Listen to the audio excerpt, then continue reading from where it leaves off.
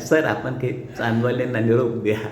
हो हो, देईन ना, देईन, नक्कीच देईन. हां मी त्यांना बोलतो आता सकाळी मी त्यांना नक्की बोलतो आणि मला जी काही माहिती आहे ती मी देईन त्यांना. हां हां माझं काय खूपच मोठं काम आहे मला. आमच्या पाहुण्यापैकी बरेच लोक आहेत. आता मी काही कट्टर आर्य समाजी हे नाही आहे. आमचे मेवणे वगैरे होते. विचकोंदा म्हणून एक गाव आहे तिथे एक तुमचे कुशल देवीजी वगैरे नावली ही मंडळी तिथे यायची. नरेंद्र देवजी नावाचे ग्रस्त पाणी ते पण यायचे. नरेंद्र देव तुम्हाला नाव माहिती जास्त माहिती. नरेंद्रजी. हां नरेंद्र पंडित नरेंद्रजी. हां आता हे आहेत का ते?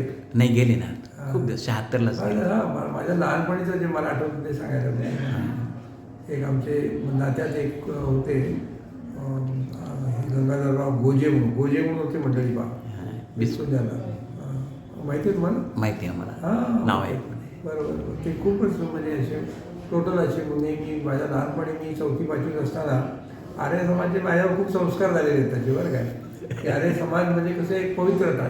म्हणजे मी जे शाकाहारी झालो होतो म्हणजे अमेरिकेत सुद्धा मी होतो 5-6 वर्ष पण मी शाकाहारीच राहिलो सुद्धा. त्याला म्हणजे मूळ कारण मी असं म्हणेन की मी आर्य समाजचा माझ्यावर प्रभाव झाला. माझ्या मनात अशी एक कल्पना आली जी लोक आर्य समाजी आहेत म्हणजे ते खूप पवित्र असतात बरं.